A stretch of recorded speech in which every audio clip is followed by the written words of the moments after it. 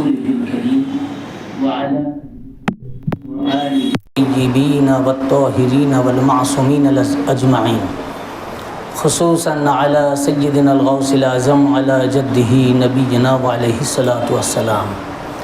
فقد قال الله تبارك وتعالى في القرآن المجيد والفرقان الحميد: فأعوذ بالله من الشيطان الرجيم، بسم الله الرحمن الرحيم.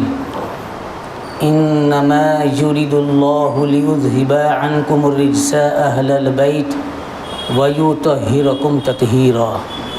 صدق الله المولانا العظيم وصدق رسوله النبي الكريم. সর্বপ্রথম আমি আমার আকা ও মাওলা দুই হুজুর পাক কিবলা ও কাবা এবং তাদের সকল আল ও আহলে বাইত এবং আহলিয়া পাকগণের কদম পাকে লাখ লাখ ভক্তিপূর্ণ কদম বসি ও সাজদা পাক আরজ করো তো আমার সকল পীর ভাই ও পীর বোনদের জানাই আসসালামু আলাইকুম ওয়া রাহমাতুল্লাহি ওয়া বারাকাতুহু। আজকে 8ই মুহররমুল হারাম, আমাদের জিক্রে শাহাদাতে ইমাম হুসাইন আলাইহিস সালাম ওনার শাহাদাত পাকের এই মজলিস পাক হচ্ছে। আমরা এই মজলিস পাকে উপস্থিত হয়েছি, হাজির হয়েছি। যাদের প্রতি মওলার নিগাহে কারাম হয়েছে, যাদেরকে উনি ডেকেছেন, তারাই আমরা আসতে পেরেছি। উনি যাকে চাইবেন না তারা আসতে পারবে না। এটা খুব সৌভাগ্যের বিষয়। এবং একটু আমি বলি আমাদের এই মজলিস পাকের আদবের ব্যাপারে, তাজিম। আজকেই আমার মালিক পাক বর্তমান সাজ্জাদ নসীম হুজুর পাক কিবলা ও কাবা আমাকে ডেকে বলছিলেন এবং এটা বলতেও বললেন যে এই মজলিস পাক হচ্ছে খুব আদবের জায়গা, খুব তাজিম। আমরা এই মজলিস পাকে যখন আমরা বসবো তখন খুব আদবের সাথে বসবো, তাজিমের সাথে বসবো। এবং আমাদের বসার যে ভঙ্গি হবে সেটা হচ্ছে পা মুড়ে বসা, যেমন নামাজে আমরা বসি। এবং হুজুর পাক আমাকে বললেন, বড় হুজুর পাক যখন মজলিস পাকে আসতেন তো উনি এইভাবেই বসতেন। এবং যখন ওনার তবিয়ত পাক খারাপ ছিল সেই অবস্থাতেও উনি কোনো দিন এইভাবে বসেন নাই, উনি পা মুড়েই বসেছেন। এটা হচ্ছে আদব এবং আমাদের দরবার পাকের এটা হচ্ছে তাজিম আর কি। এবং উনি যখন আসতে পারতেন না, শেষের দিকে ঘরে থাকতেন, তো পরাপাক যখন হতো তো উনি শুয়ে শুনতেন না, সঙ্গে সঙ্গে উঠে বসে যেতেন। এবং যতক্ষণ পরাপাক চলতো উনি বসেই শুনতেন এবং শুয়ে থাকতে উনি বারণ করতেন। আবার মজলিসে পরাপাক চলাকালীন যদি এইভাবে বাবু হয়ে যেভাবে বসে এইভাবে কেউ বসলে হুজুর পাক নিষেধ করতেন। এটা হচ্ছে তাজিম, আর ওইভাবে বসাটা হচ্ছে বেআদবি। এবং এখানে আমি একটা ঘটনাও বলি। ইমাম শাফি রহমতুল্লাহ আলাই উনি হাদিস শরীফের দার্স দিতেন স্টুডেন্টদের, ওনার ছাত্রদেরকে।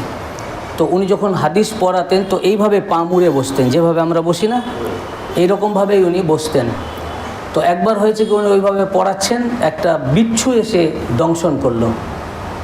তো দংশন করার সাথে সাথে ওনার চেহারা পরিবর্তন হয়ে গেল, কিন্তু উনি পাটাকে উনি খুলছেন না, খুব ছটফট করছেন, এরকম করছেন, এদিক ওদিক করছেন, কিন্তু পাটাকে উনি খুলছেন না, ওই পা মুড়েই বসে আছেন। এবং মুখের চেহারাটাও পরিবর্তন হয়ে গেল বিষের যন্ত্রণায়। পুরো হাদিস শরীফটি যেটা পড়াচ্ছিলেন, দার্স কমপ্লিট করলেন, তখন উনি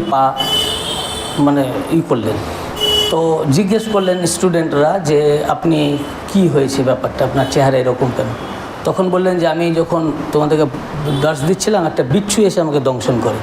তো হুজুর তখনই তো আপনি উঠে যেতে পারতেন বা পাটা করতে পারতেন, খুলতে পারতেন। তো উনি বললেন যে আমি আকায়ে নামদার তাজদারে মদিনা রসুল পাক সাল্লাল্লাহু আলাইহি ওয়াসাল্লামের কওল, ওনার বাণী তোমাদেরকে শোনাচ্ছি। আমি কিভাবে পাটাকে বার করি এবং এইভাবে বসি, এটা আদবের খেলাফ, বেআদবি। তো ওনার কষ্ট হচ্ছিল, অথচ উনি কিন্তু পা মুড়েই বসে আছেন, বুঝেছেন না? তো ওখানে তো কোনো মজলিস হচ্ছিল না, শুধু হুজুরের কওল উনি পড়াচ্ছিলেন, ওটা স্কুল, দার্স দিচ্ছিলেন। আর এটা ইমাম পাকের মজলিস, যে মজলিসে ইমাম পাকরা হাজির থাকেন, সমস্ত আউলিয়া কেরাম হাজির থাকেন। নওহা পাকের মধ্যেই পীর মুর্শিদ পাক লিখেছেন, হাজির ইহা হাই সারে মুহিব্বান মুস্তাফা। এখানে সমস্ত ওনার মুহিব্বিন, আউলিয়া কেরাম, সালেহীন যারা চলে গেছে তাদের রূহ মুবারক, ইমাম পাক, আহলে বাইত পাকরা সবাই হাজির থাকেন। এটা মনে করে আমাদের এখানে থাকতে উপস্থিত হতে হবে। আর আমরাও দেখেছি, আপনারাও দেখে থাকবেন, আমিও দেখেছি, হুজুর পাক যখন বড় হুজুর পাক আসতেন তো ওই রকমভাবেই উনি শেষ পর্যন্তই কিন্তু কোনো দিন উনি পা খুলে বসেন নাই, ওইভাবেই বসতেন।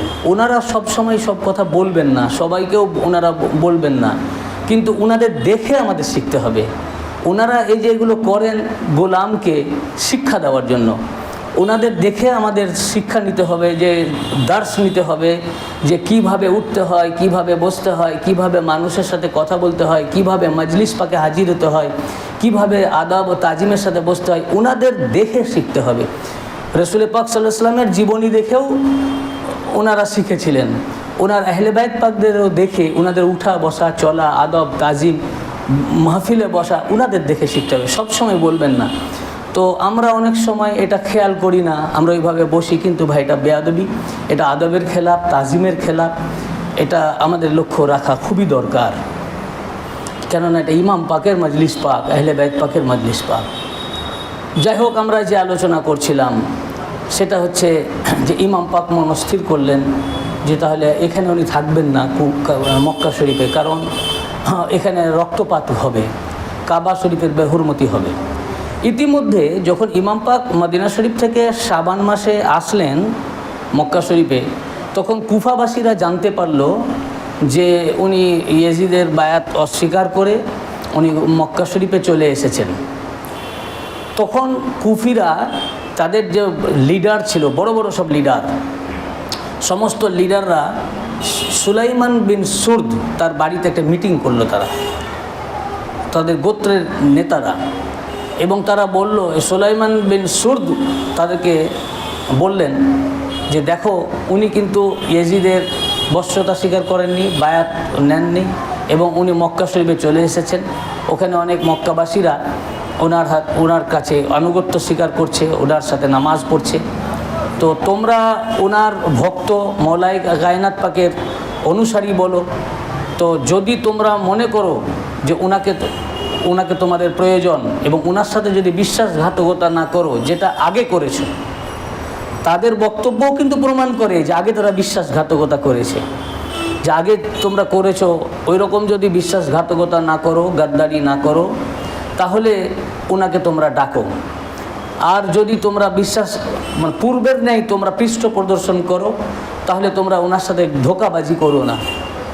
তো সমস্ত লিডারেরা কাজী শরীর হাত রেখে তারা ওয়াদা করলো যে আমরা ওনার জন্য জীবন উৎসর্গ করব, আমরা তার সাথে ইয়াজিদ বাহিনীর সাথে লড়াই করব, আমরা জীবন দিয়ে দিব, আমাদের আগে যা ভুল করেছি আমরা আর পৃষ্ঠ প্রদর্শন করব না, গাদ্দারি করব না, ওনাকে ধোঁকা দিব না। উনি আমাদের ইমাম, এই জামানায় এখন পঞ্চনূরের উনিই শেষ নূর, পাঞ্জাতানে তাহার পাকের। এখন আমরা ওনাকে মাদাদ করব, সাহায্য করব, আমরা ওনাকে চাই। তখন বললেন তাহলে চিঠি লেখো। তখন সেই লিডাররা সব চিঠি লিখতে লাগলো, মানে একটা চিঠিতে একাধিক লিডারের সাইন করা, আর একটা লিডার তো একটা গোত্রের লিডার, সেই গোত্রের তরফ থেকে ইমাম পাকের কাছে চিঠি আসলো যে আপনি আমাদের ইমাম, আপনি আমাদের রাহবার, আপনি ছাড়া আমাদের কোনো নেতা নাই, আমরা নেতাবিহীন অবস্থায় আছি, আমরা নোমান বিন বাশির এখন এখানকার গভর্নর, তার পিছনে আমরা নামাজ পড়ি না, আমরা জুমা ও ঈদও পড়ি না, আপনি আসলে আমরা আপনার ইক্তেদা করব, আপনার আমরা पैरवी করব, এবং আমরা আপনার সাথে কখনোই বিশ্বাসঘাতকতা করব না, এটা আমরা ওয়াদা করেছি। এই বলে আরও অনেক কিছু লিখে চিঠি লিখলো। ইমাম পাক চিঠি পড়লেন, কিন্তু কোনো জবাব দিলেন না, কাসেদ ফিরে গেল। তারপর যখন ওরা দেখলো কোনো উত্তর দিলেন না, তখন বারবার চিঠি পাঠাতে লাগলো। এমনকি এক এক দিনে 60টা করে চিঠি আসতে লাগলো। এইভাবে 120 চিঠি চলে আসলো, কোনো জবাব দিলেন না। তারপরও চিঠির পর চিঠি, এইভাবে আস্তে আস্তে এত চিঠি, লা তাদাদ, মানে যা গোনা যাবে না, অসংখ্য চিঠি আসলো। কোনো চিঠির উনি জবাব দিলেন না। শেষে তারা লিখলো, আমরা আপনাকে বারবার ডাকছি, ইয়াজিদ আমাদের উপরে জবরদস্তি করবে, আপনি যদি না আসেন তাহলে আমরা অগত্যা বাধ্য হব ইজিদের হাতে বায়াত হতে। তখন আল্লাহ পাক কিয়ামতের দিনে আমাদেরকে প্রশ্ন করলে আমরা বলবো আমরা যুগের ইমাম ছিলেন, আমরা ডেকেছি কিন্তু উনি আমাদের আহ্বানে সাড়া দেন নাই, বা বিধায় আমাদেরকে বাধ্য হয়ে ইজিদের বায়াত নিতে হয়েছে। ইমাম পাককে কীরকমভাবে তারা এসব বলল। দেখুন এই যে এত চিঠি দিচ্ছে কেন, তাদের হেদায়েতের প্রয়োজন, নাজাতের দরকার। তোমরা মক্কা শরীফে আসো, এসে ওনার বায়াত নাও, ওনার আনুগত্য স্বীকার করো। ওখানে ডাকছো কেন? ঠিক আছে ওখানে ডাকছো, কিন্তু এটা কি চিঠির ভাষা হয় কোনো মুহিব্বিনের, কোনো মুহাব্বতকারীর, ওনার গোলামের কি এটা ভাষা হবে যে আপনি দায়ী থাকবেন? এই বাক্যগুলোই প্রমাণ করে এটা একটা কনস্পিরেসি। এখন এর পিছনে বিরাট চক্রান্ত রয়েছে। মূল শত্রু বানু উমাইয়া, মুয়াবিয়া, আবু সুফিয়ান, ইয়াজিদ। মুয়াবিয়া পুরো রাস্তা পরিষ্কার করে দিয়ে ইয়াজিদকে বসিয়ে দিয়েছে, শিখিয়ে দিয়েছে, কেউ বাকি নাই তার হাতে বায়াত হতে। এখন ও দেখলো যখন ইমাম পাককে যদি ঝুঁকাতে হয় তো উনি এখন ধরা ছোঁয়ার নাগালের বাইরে, উনি কোনোভাবেই ওনাকে ধরা সম্ভব নয়। এখন ইনার মুহিব্বিন বলে কুফিরা, তারা নিজেদেরকে ওনার শিয়া বলে।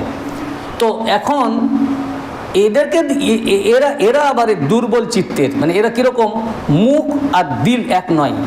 এরা লোভী, জানেরও ভয় আছে, এরা পৃষ্ঠ প্রদর্শন করতে, এরা আগের হিস্ট্রি দেখেছে, তো বড় ইমাম পাকের জামানা দেখেছে, মওলা মুশকিল কুশা পাকের জামানা দেখেছে। আর এরা খুব শ্রুড পলিটিশিয়ান ছিল।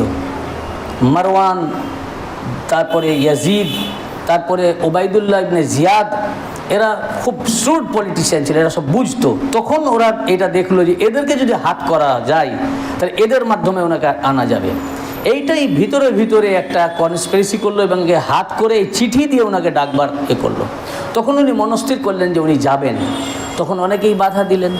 আবদুল্লাহ ইবনে আব্বাস রাদিয়াল্লাহু আনহু উনি বললেন যে আপনি যাবেন না। দেখুন সকল সাহাবী কিন্তু অধিকাংশ যারা বড় বড় প্রবীণ সাহাবী ছিলেন বাধা দিয়েছেন। তারা বুঝছেন যে তাদের অবস্থা কি, তাদের কন্ডিশন কি, কি পজিশনে ওরা আছে, ওরা কি উদ্দেশ্যে ডাকছে। তো ইমাম পাক এটা বুঝছেন না, সব ইমাম পাক বুঝছেন। তখন যখন উনি কিছুতেই শুনবেন না, তো রওজাতুশ শুহাদা কিতাবের মধ্যে মোল্লা ওয়াইজ কাশিফি কথা লিখেছেন যে ইবনে আব্বাস রাদিয়াল্লাহু আনহু বাধ্য হয়ে তখন এই কথাও বললেন যে আমি হুজুর সাল্লাল্লাহু আলাইহি ওয়াসাল্লামের থেকে এই কথা শুনেছি।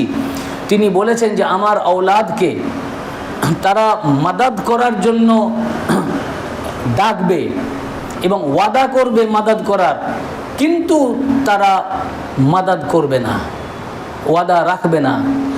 এমনকি তারা তাদের মাঝে আমার এই আওলাদকে তারা শহীদ করে দেবে, এই ওয়াদাকারীদের মাঝে।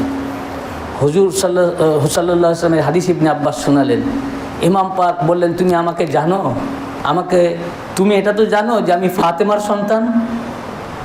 তো বলে ইয়া রাসূলুল্লাহ আমি জানি আপনি বেশক সৈয়দা ফাতেমাতুজ জাহরা আলাইহিস সালামের সন্তান। এইটুকুর মাধ্যমে বুঝিয়ে দিলেন যে তুমি এটা বুঝো আর আমি বুঝি না। উনি বললেন যে এখন আমাকে যেতে হবে এই কারণে যে ওরা আমাকে ডেকেছে, এখন এটা আমার দায়িত্ব তাদের আহ্বানে সাড়া দেওয়া ইমাম হিসাবে, জামানার ইমাম হিসাবে। এখন ওরা যদি বিট্রে করে সেটা তারা আল্লাহর কাছে জবাব দিবে, কিন্তু আমি না গেলে আমি আল্লাহর কাছে সেদিন দায়ী থেকে যাব। অতএব কোনো বাধা এখানে হবে না, আমাকে কিন্তু যেতেই হবে। তো উনি অনেকভাবে বোঝালেন, বললেন তাহলে আপনি এতে যান, ইয়েমেনে যান, অন্য দেশে যান। বললেন যে না ওরা ডেকেছে ওখানেই আমাকে যেতে হবে। যাই হোক আরও অনেক ঘটনা উনি যখন ঠিক করলেন তখন সবাই বললো তাহলে এক কাজ করেন, আপনি যখন যাবেনই তাহলে ওদের পরিস্থিতি হাল বোঝার জন্য আপনার বিশ্বস্ত কাউকে পাঠান। তখন উনি ওনার চাচাতো ভাই হজরতে মুসলিম বিন আকিল আলাইহিস সালাম, ওনার চাচাতো ভাই, ওনাকে উনি বললেন যে তাহলে তুমি যাও এবং ওখানে গিয়ে ওখানকার অবস্থা হাল হকিকত বুঝো। হ্যাঁ, আর যদি দেখো যে না তারা আমার আনুগত্য স্বীকার করছে দিল থেকে, বুঝতে পারো, তখন আমাকে চিঠি লিখবে। এরপরে উনি হযরত মুসলিমের আলাইহিস সালামের হাতে একটি চিঠি লিখে দিলেন যে আমার ভাইকে আমি পাঠালাম, তোমরা আমার আনুগত্য স্বীকার করবে, আমার হয়ে বায়াত নেবে, আর যদি তিনি তোমাদের অবস্থা বুঝে আমাকে চিঠি দেন তো আমি অত সত্তর আসবো। এবং হজরতে মুসলিম বিন আকিল উনি ওনার এই চিঠি নিয়ে উনি মদিনা শরীফ হয়ে, মক্কা শরীফ থেকে কুফা অনেক দূর, মদিনা শরীফ হয়েই কাছে, মদিনা শরীফ গেলেন, এক রাত রাত্রে প্রবেশ করলেন, এক রাত রওজা পাকে কাটালেন। তারপরে ওখান থেকে দুই শাহজাদা পাক হযরত মুহাম্মদ এবং ইব্রাহিম আলাইহিস সালামকে সাথে নিলেন। এই দুই শাহজাদা ওনার আব্বা ছাড়া থাকতেন না। এরপর এনাদেরকে সাথে নিয়ে উনি দুইজন পথ যে রাস্তা চিনিয়ে দেওয়ার জন্য দুজনকে সাথে নিলেন, কিন্তু পথিমধ্যে তারা রাস্তা ভুল করলেন এবং পানির পিপাসার্ত হয়ে দুজনে আবার ইন্তেকালও করলেন। যাই হোক, উনি কুফা পৌঁছালেন। কুফা যখন পৌঁছালেন তারা অত্যন্ত ইস্তেকবাল ওনাকে করলো। উনি উঠলেন এক ভক্তের বাড়িতে, মুখতার সাকাফি, ওনার বাড়িতে উনি উঠলেন। সেখানে সমস্ত মুহিব্বিন তারা সমবেত হলো এবং ওনার কাছে ইমাম হুসাইন আলাইহিস সালামের নামে বায়াত নিলেন তারা। এবং একদিনেই 12,000 বায়াত নিল ইমাম মুসলিম আলাইহিস সালামের কাছে ইমাম পাকের নাম পাকে। এবং অন্য রেওয়ায়েতে এসছে যে পরে 18,000, এবং এক রেওয়ায়েতে এসছে পরবর্তীতে 20,000 পর্যন্ত বায়াত হয়ে গেল ওনার কাছে। এখন উনি যখন তাদের এত মোহব্বত দেখলেন, তখন এসব দেখে উনি এক চিঠি লিখলেন ইমাম পাককে যে না, এরা আপনার জানেসার আছে, আপনি এখানে আসেন, আপনার মর্জি পাক হলে আপনি আসতে পারেন। এই চিঠিটা লিখে দেওয়ার পর এদিকে ইয়াজিদের কাছে, ওখানে গুপ্তচর ছিল, সেই গুপ্তচর খবর দিয়ে দিল ইয়াজিদকে যে হযরতে মুসলিম বিন আকিল ইমাম হুসাইন আলাইহিস সালামের চাচাতো ভাই এসেছেন এবং দলে দলে সব ওনার কাছে আসছে আর বায়াত নিচ্ছে, ওনার কাছ থেকে সব মুরিদ হয়ে যাচ্ছে। এ কথা শুনে ইয়াজিদ, তার দরবারে একটা ছিল যে পরামর্শদাতা, সে ইহুদি ছিল। এটা মুয়াবিয়ার নিয়োজিত, মুয়াবিয়া নিয়োগ করেছিল এক ইহুদি, তার নাম সারজুন, সে পরামর্শদাতা ছিল। তো দেখুন, এদের পরামর্শদাতা কিন্তু ইহুদি। এ সব কেতাবে আছে এই সারজুনের কথা। আমরা রওজাতুস শুহাদা কেতাবেও পড়েছি, আল বেদায়াতেও পড়েছি, সব তামাম তারিখে আছে যে এই ইহুদি মুয়াবিয়া ও ইয়াজিদকে পরিচালনা করত, বুদ্ধিদাতা ছিল, তার নাম সারজুন। তাকে ডাকলো, বলে এখন কি করি, কি অবস্থা? সে তখন বলল এখন একটি রাস্তা, এটা ওবাইদুল্লাহ ইবনে জিয়াদ ছাড়া কেউ পারবে না। ওবাইদুল্লাহ ইবনে জিয়াদ তখন বসরার গভর্নর ছিল। ওবাইদুল্লাহ ইবনে জিয়াদটা কেন বললো কেউ পারবে না? সত্যিই তাই, ইনাদের সাথে শত্রুতা করতে একমাত্র তারাই পারে যাদের জন্ম নাপাক। ওবাইদুল্লাহ ইবনে জিয়াদের ব্যাপারে, তার বাবা, তার নাম জিয়াদ, সমস্ত আপনি তারিখের কিতাব দেখুন, হিস্ট্রির কিতাব, হাদিসের কিতাব, প্রত্যেকটা কিতাবে জিয়াদের নাম এইভাবে লেখা আছে, জিয়াদ ইবনে আবি। আর কোন কোন জায়গায় আছে জিয়াদ ইবনে সুমাইয়া, তার মায়ের নামে, সুমাইয়ার পুত্র জিয়াদ। এর ব্যাকগ্রাউন্ড কি? এর ব্যাকগ্রাউন্ড হচ্ছে যে জিয়াদ হচ্ছে আবু সুফিয়ানের নাপাক সন্তান, নাজায়েজ সন্তান, যাকে বলে ওয়ালাদুজ্জেনা। তো যার কারণে আবু সুফিয়ান ওটা লিখতে দিত না। তো যেহেতু বাপের পরিচয় ছিল না, এই কারণে সে লিখত জিয়াদ ইবনে আবি, তার পিতার সন্তান জিয়াদ, তার পিতার পুত্র জিয়াদ। আর কেউ কেউ লিখেছে হিস্টোরিয়ানরা কোনো কোনো জায়গায়, এটা খুব কম জায়গায় এসছে, কিন্তু আমার চোখে এসছে, আমরা পড়েছি জিয়াদ ইবনে সুমাইয়া কোনো কোনো জায়গায় লেখা মায়ের নামে। এবার আবু সুফিয়ান লাস্টে লিখেছে, কিন্তু কেতাবে কোথাও নাই, লিখেছে এই কথাটা আছে। কখন লিখেছে? যখন মওলায়ে কায়নাত পাকের সাথে মুয়াবিয়ার যুদ্ধ হলো, জঙ্গে সিফিন, তখন চিন্তা করলো যে এই ধরনের ছেলেরা, এদের বুদ্ধি খুব ভালো হয়, কূট বুদ্ধি। তো ও চিন্তা করলো জিয়াদকে যদি আমার দলে, জিয়াদ কিন্তু ওই দলে ছিল না, যে এই দলে আনা যায় তাহলে আমার একটা শক্তি হবে, আমার বুদ্ধিদাতা হবে। একটা আমর ইবনে আস আছে আর মারওয়ান আছে, আর জিয়াদ খুব তীক্ষ্ণ বুদ্ধি ছিল। তখন জিয়াদকে ডেকে পাঠালো, ডেকে মুয়াবিয়া বলল যে তুমি আমার দলে আসো, তুমি যদি আসো তাহলে তোমার একটা হচ্ছে, তুমি মানসিক যন্ত্রণায় ভুগছো, তুমি এটা লিখতে পারছো না, কিন্তু আজ থেকে আমি তোমাকে লিখার এটা অনুমতি দিব যে তুমি লিখতে পারবে জিয়াদ ইবনে আবু সুফিয়ান, আমার বাবা আবু সুফিয়ানের তুমি বেটা। তখন বলে এটা আমি লিখতে পারবো? তখন হ্যাঁ তুমি লিখতে পারবে, তাহলে আমি তোমার দলে চলে আসলাম। বুঝেছেন না? এই জন্য হাসান বাসরি রাদিয়াল্লাহু আনহু তিনি বলেছেন মুয়াবিয়া 4টি কারণে তার আখিরাত ধ্বংস হয়েছে। এটা হযরত হাসান বাসরি রাদিয়াল্লাহু আনহু বলেছেন, এবং হাফেজ ইবনে কাসিরও এই কথাটি তার আল বিদায়াতে উল্লেখ করেছেন যে 4টি কারণে তার আখিরাত ধ্বংস হয়েছে। তার মধ্যে প্রথম ও প্রধান কারণ যে বৈধ খলিফা মাওলা আলী আলাইহিস সালামের বিরুদ্ধে অস্ত্র ধারণ করা, দ্বিতীয় নম্বর হচ্ছে যে নাপাক এবং জারজ সন্তান আবু সুফিয়ান জিয়াদকে আবু সুফিয়ানের সন্তান বলে পরিচয় দেওয়া, এই চারটির মধ্যে এটি একটি কারণ। তো এরাই ইনাদের সাথে এত নিচে নামতে পারে। যারাই দেখবেন ইনাদের সাথে দুশ্মনী করেছে, এদের রক্ত অবশ্যই ঠিক নাই। ইমাম জাফর আস-সাদিক আলাইহিস সালাম বলেছেন, যা মুফতি আজম যেটা মাবাদ্দাতুল কুরবা ফি ফাজাইল আলী আবার মধ্যে আলী বিন শাহাবুদ্দিন আলাবি হামাদানি রাদিয়াল্লাহু আনহু বর্ণনা করেছেন। তিনি বলেন যে ইমাম জাফর সাদিক আলাইহিস সালাম বর্ণনা করেছেন ইমাম বাকির আলাইহিস সালাম থেকে, তিনি ইমাম জাইনুল আবিদিন আলাইহিস সালাম থেকে, তিনি ইমাম হুসাইন আলাইহিস সালাম থেকে, তিনি মাওলা আলী আলাইহিস সালাম থেকে, তিনি রাসূল পাক থেকে সাল্লাল্লাহু আলাইহি সাল্লাম, সব রাবি আহলে বাইত পাক। রাসূল পাক সাল্লাল্লাহু আলাইহি সাল্লাম বলেছেন, সাহাবায়ে কেরামদেরকে বললেন যে তোমরা উলুন নিয়ামের জন্য শুকরিয়া আদা করো। তো তা সাহাবায়ে কেরামরা বললেন, ইয়া রাসূলুল্লাহ মা উলুন নিয়াম, হে রাসূল পাক উলুন নিয়াম কি? আল্লাহ রাসূল সাল্লাল্লাহু আলাইহি ওয়াসাল্লাম বললেন, উলুন নিয়াম ও তাইয়্যিবুল বিলাদা, উলুন নিয়াম হচ্ছে জন্ম পবিত্র হওয়া। আমরা এই আহলে বায়াত এত পাক ও পবিত্র, এই পবিত্রদের মুহাব্বত করার জন্য তার জন্মকেও পাক হতে হবে। আল্লাহ পাক অপবিত্রের হৃদয়ে এত পবিত্রদের মুহাব্বত নাজিল করবেন না, কখনোই করবেন না। অতএব যারাই জানবেন ইনাদের এগেনস্টে যাচ্ছে, এদের মধ্যে কোনো না কোনোভাবে নাপাকি এসেছে। যার কারণে সার্জুন তথা ভালো করে উবাইদুল্লাহ ইবনে জিয়াদকে জানে, বলল যে এই একমাত্র পারবে, একে কুফায় আপনি পাঠান। তখন ইয়াজিদ চিঠি লিখলো এবং পুরো ঘটনা জানিয়ে তাকে কুফার গভর্নর করে পাঠালো। কুফার গভর্নর হাউসে সে প্রবেশ করলো এবং প্রথম দিন জুমা মসজিদে এসে সে এলান করলো। প্রথমে তাদেরকে লোভ দেখালো, পরের দিন জুমা মসজিদে আসলো, এসে তাদেরকে ধমকি দিল যে তোমরা এখানে হযরত মুসলিম বিন আকিলকে আশ্রয় দিয়েছো, মুসলিম বিন আকিলকে যে আশ্রয় দিবে, যার কাছে আছে সে আমার কাছে এসে তাকে তুলে দিবে, যদি তুলে না দেয় এটা আমি ধরবই, কিন্তু যখন ধরবো তখন তার পুরো বাড়িকে আমি শেষ করে দেব, ধ্বংস করে দেব, এইরকমভাবে ভয় দেখালো। কিন্তু হজরতে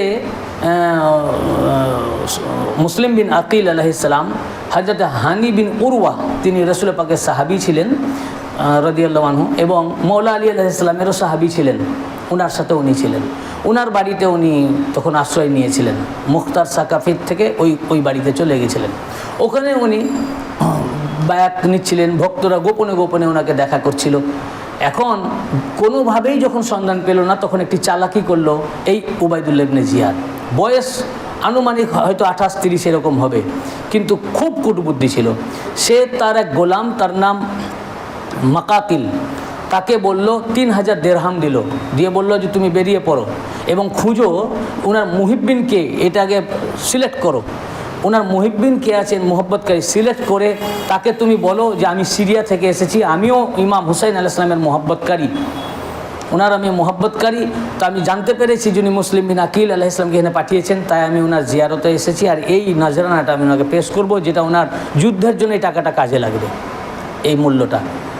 তো সে প্রথমে মসজিদে আসলো, দেখো সবাই নামাজ পড়ছে, নামাজের পর সুন্নাত পড়ছে, কেউ নফল পড়ছে। সে লক্ষ্য করলো এক ব্যক্তি যিনার নাম মুসলিম বিন আউসাজা, তিনি শুভ্র পোশাকে এবং খুব তারতিবের সাথে নামাজ পড়ছেন, রুকু সিজদা করছেন। সে দেখে বুঝলো যে এই ব্যক্তি ওনার মুহিব্বিনের ভিতরে আছে, চেহারার মধ্যে রোশনিও আছে।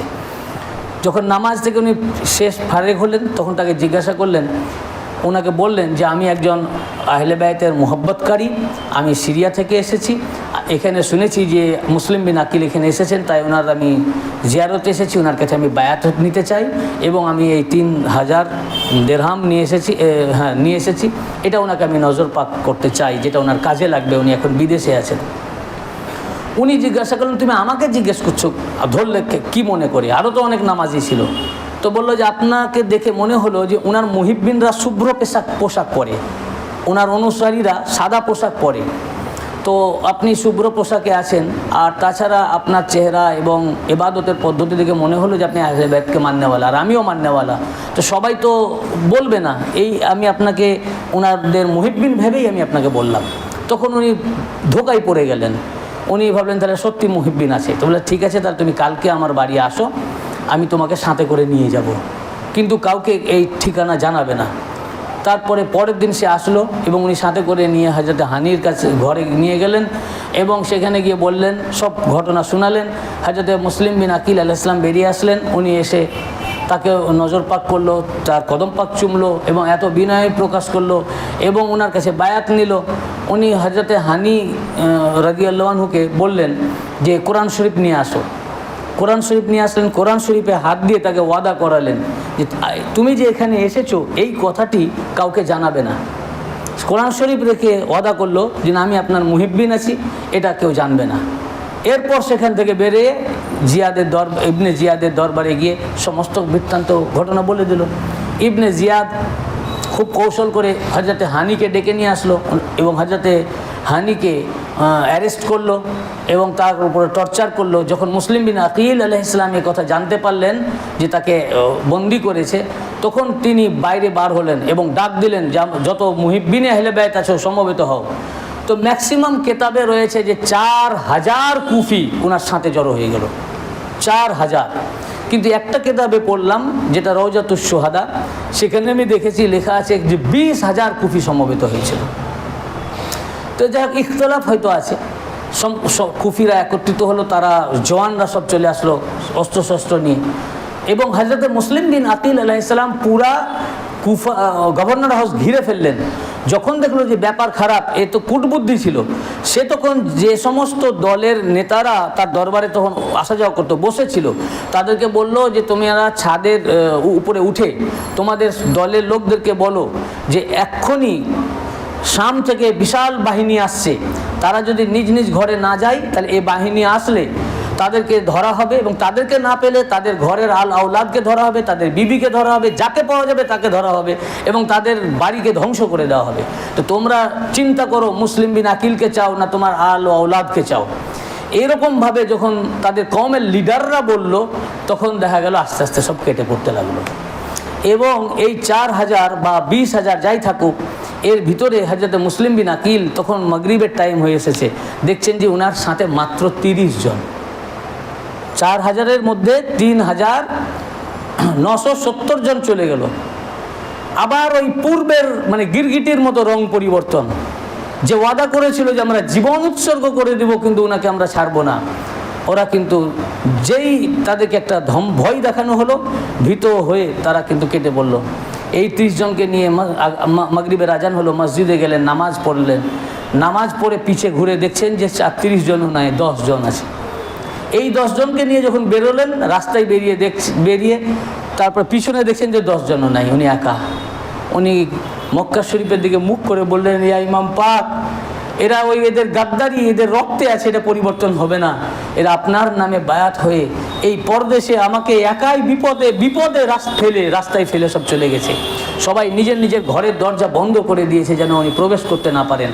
রাস্তায় নাকা চেকিং রাখা হয়েছে যেন উনি পালিয়েও যেতে না পারেন। উনি রাস্তায় ঘুরছেন, কোথায় যাবেন।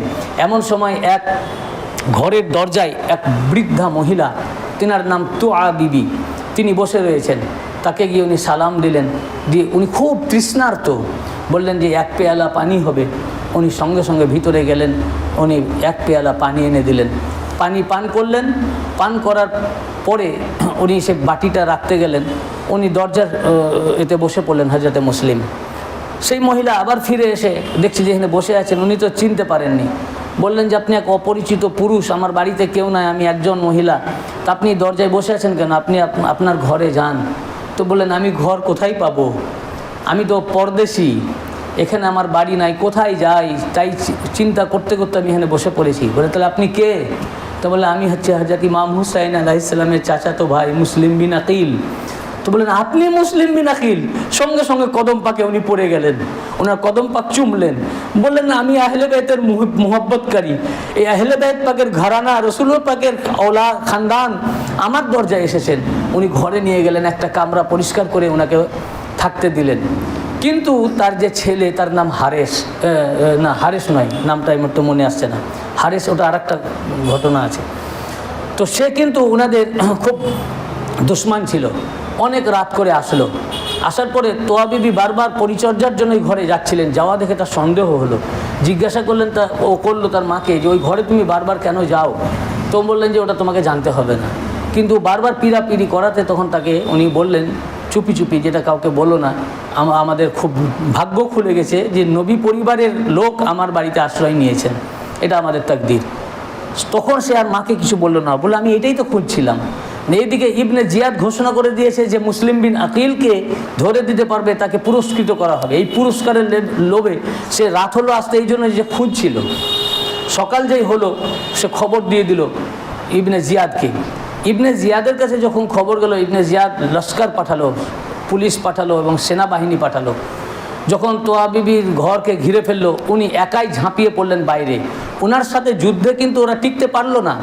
যখন কোনোভাবেই একাই, ইনারা এমনই শক্তিশালী, এমন বীর যে তারা কিন্তু ওনাদের সামনে আসতে পারতো না। যখন দেখলো কোনোভাবেই ওনাকে প্রতিহত করা সম্ভব হচ্ছে না, তখন একটা বাড়ির ছাদের উপরে উঠলো এবং ছাদ থেকে ওনার উপরে পাথর নিক্ষেপ করলো এবং সেই পাথরের আঘাতে ওনার মাথা ফেটে গেল এবং ওখানে দেওয়ালে টেক লাগিয়ে বসে পড়লেন।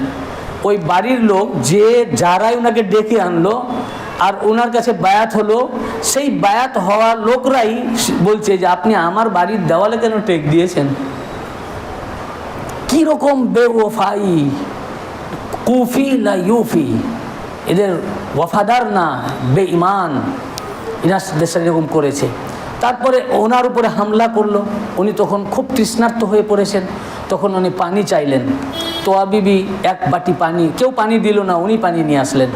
তখন যেই পানি পান করতে যাবেন, তো ঠোঁটে একজন তরবারি দিয়ে আঘাত করলো, ওনার ঠোঁট মুবারক কেটে গেল এবং রক্ত বইতে লাগলো। উনি পানি আর পান করতে পারলেন না।